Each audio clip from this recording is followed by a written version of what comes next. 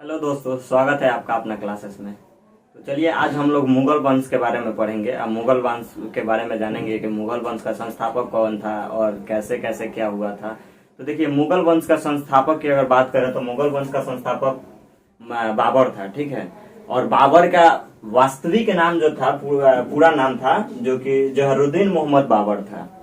और इसको उदारता के कारण कलंदर भी कहा गया है। मतलब कहने का मतलब है कि इसको कलंदर किस लिए कहा गया है, तो ये जो एक लाख बॉक्स के नाम से भी जाना जाता है, कुतुबुद्दीन ऐबक, जो कि कुतुबुद्दीन ऐबक लाखों का दान दिया करता था। इसको उदारता के कारण कलंदर कहा गया। मतलब कि इस अफगानिस्तान के क्षेत्र में इसको कलंदर इसलिए कहा गया ताकि ये भी दान देने में, मतलब अपने क्षेत्र का पे दान देने में बहुत ज्यादा ये भी माहिर था, ठीक है। इसलिए इसको उदारता के कारण इसको कलंदर कहा गया था, ठीक।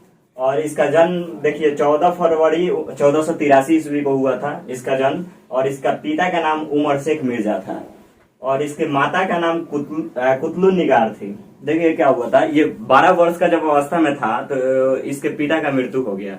क्यों? तो वो कबूतर का बहुत बड़ा प्रेमी थे, ठीक है। कबूतर के साथ वो बहुत ज्यादा खेला करते थे और उड़ाया करते थे। तो कबूतर को बहुत ज्यादा वो पाले भी थे, ठीक है। तो वो छत पे कबूतर को उड़ा रहे थे जब, तो क्या हुआ कि उनको छत से गिरने के कारण उनका मृत्यु हो गया। तो मृत्यु होने के कारण अब ये 12 वर्ष के ही अवस्था में था, तो 12 वर्ष के अवस्था में ही इसको गद्दी पर बैठना पड़ा। तो 12 वर्ष के अवस्था में जब फरागना का शासक बना ये बाबर, तो देखिए क्या हुआ था कि सेवानी खां और उज्बेक के बढ़ते प्रभाव के कारण, मतलब दो गो उसके बगल का शासक था। जब बाबर के पिताजी मरे तो उसके बाद ये इसको तो देख रहे थे कि उतना कार्यभार संभालने लायक नहीं है, तो वो लोग इतना ज्यादा इस पे अत्याचार करने लगे, इतना ज्यादा है कि देखिए सेवान खां और उज्बेक के बढ़ते प्रभाव के कारण बाबर समरकंद और फरागना छोड़कर अफगानिस्तान में शरण लिया। मतलब वो फरागना से उसको हटा दिया गया, भगा दिया गया। युद्ध करने पे वो लोग पूरा तुले हुए थे, ठीक है। तो वो छोड़ के अफगानिस्तान के क्षेत्र में शिफ्ट हो गया।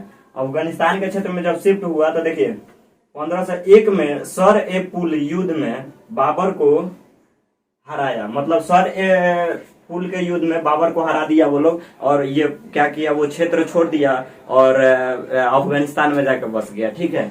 उसके बाद देखिए 1504 में काबुल विजय किया, जो कि इसका प्रिय शहर था। और इसको बहुत ज्यादा काबुल से प्यार था, काबुल में रहना ही पसंद करता था, चाहे कहीं का भी क्षेत्र जीते। लेकिन इसको काबुल से इतना ज्यादा लगाव था कि काबुल छोड़ने का इसका कोई भी इच्छा नहीं था। काबुल पे ही हमेशा, काबुल में ही रहा करता था, ठीक है।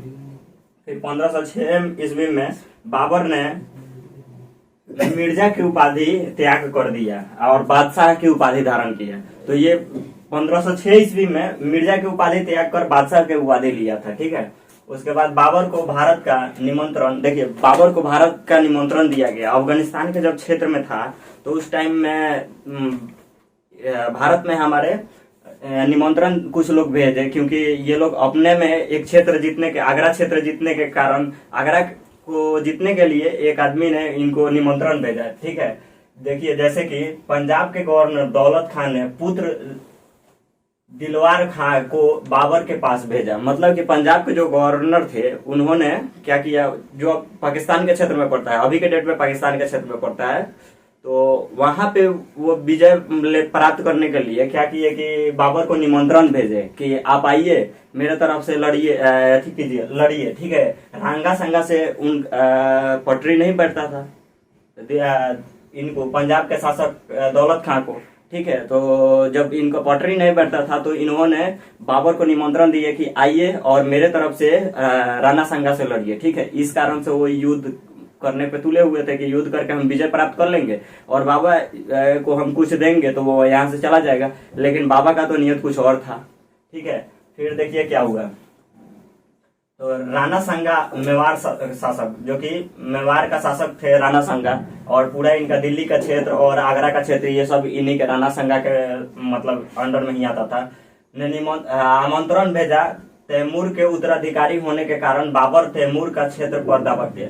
मतलब इसके तैमूर का क्षेत्र पर बाबर के पिता जो थे ना, वो पूरा विजय किए हुए थे, ठीक है। तो ये इसी का क्षेत्र का हिस्सा था।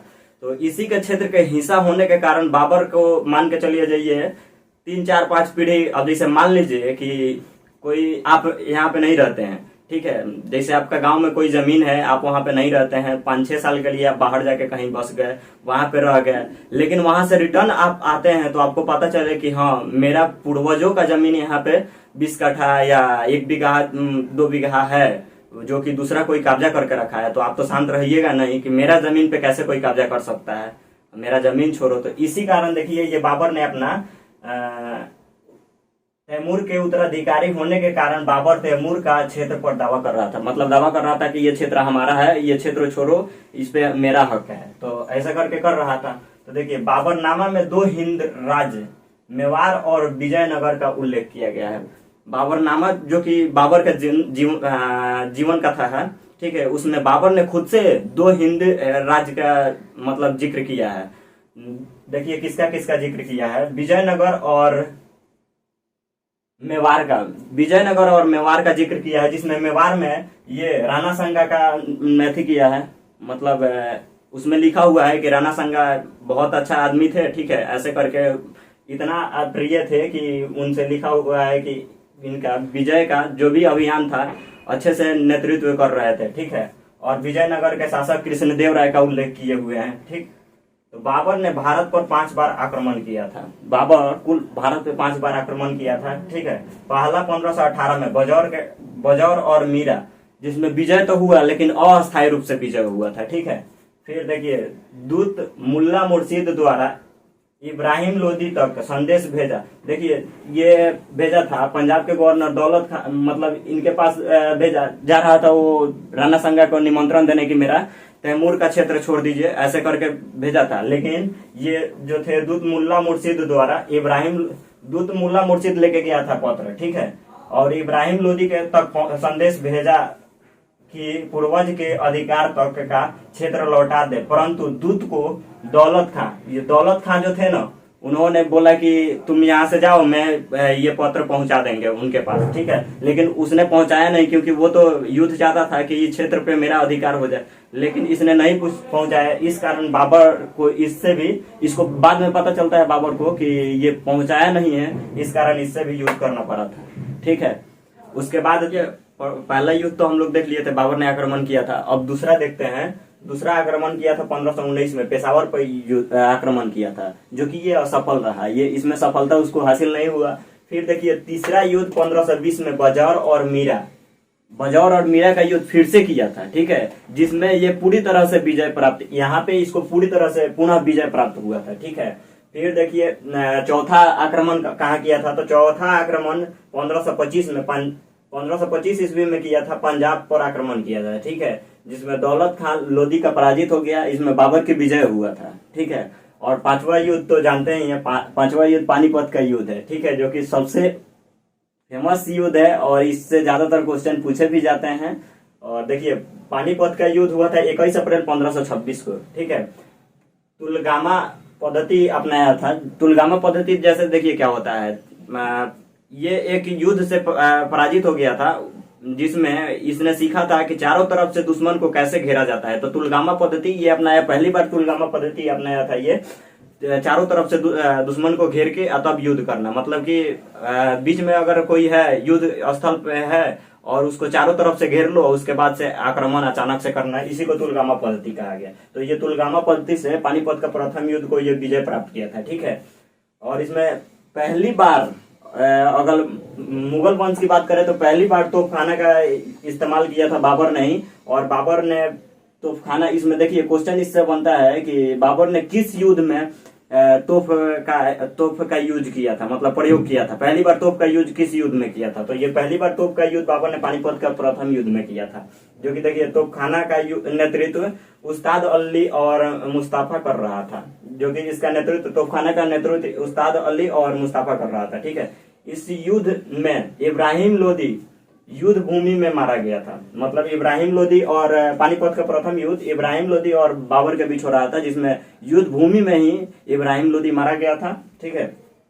और उसके बाद का युद्ध इसका खानवा का युद्ध हुआ, ठीक है, जो कि खानवा उत्तर प्रदेश में पड़ता है, ठीक है। 16 मार्च 1927 को खानवा का युद्ध हुआ था, ठीक है। बाबर और राणा संगा के बीच हुआ था खानवा का युद्ध।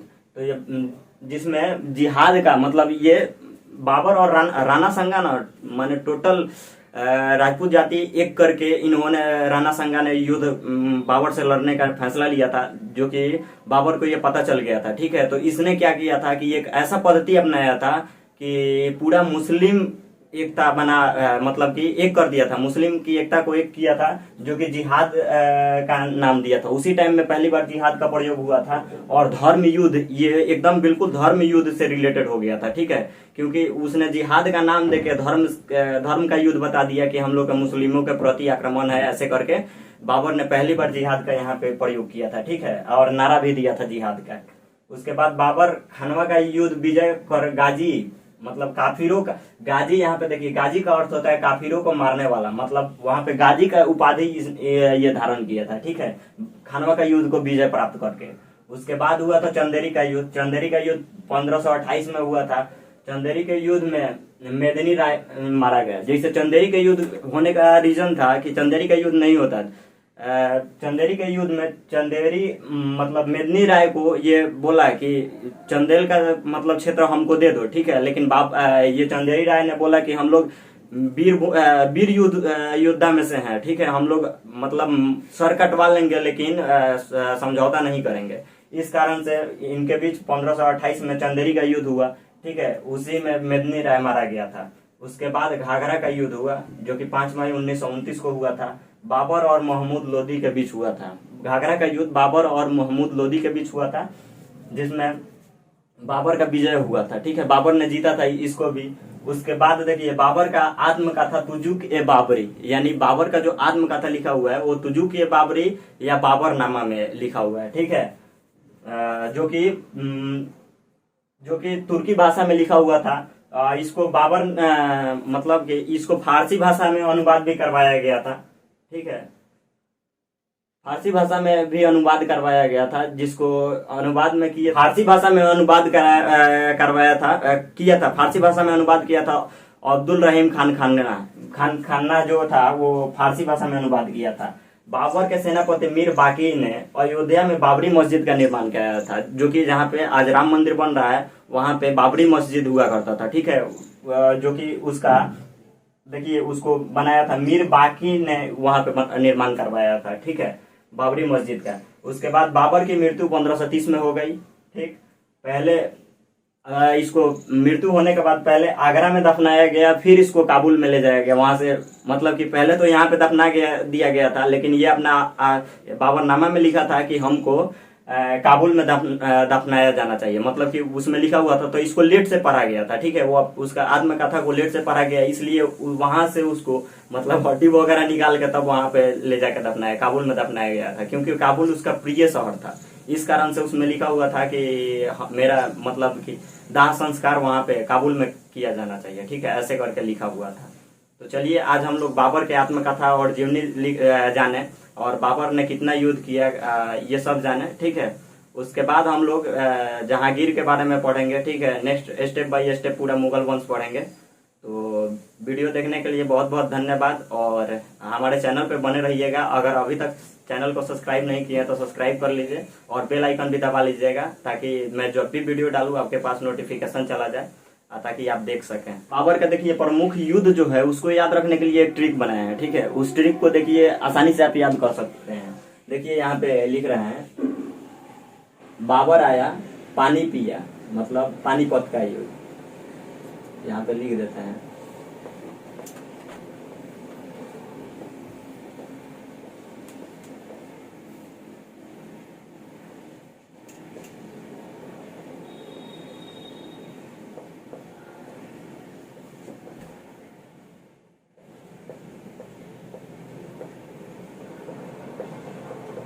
बाबर आया पानी पिया खाना खाया,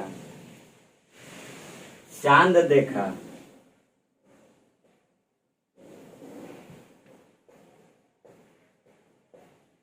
चांद देखा, घर गया और मर गया।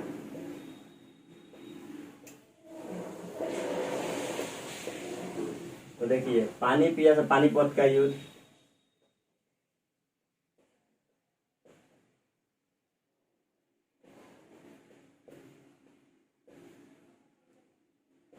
सीरियल नंबर से आप याद रख सकते हैं। पहले पानीपत का, उसके बाद खानवा का युद्ध,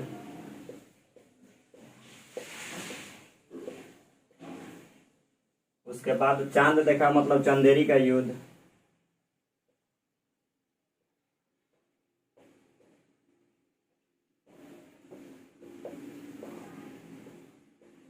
घर गया मतलब घर घाघरा का युद्ध,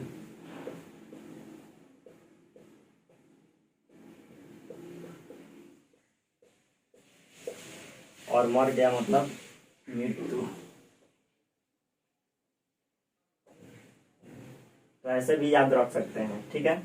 तो चलिए, वीडियो कैसा लगा आप कमेंट में जरूर बताइएगा।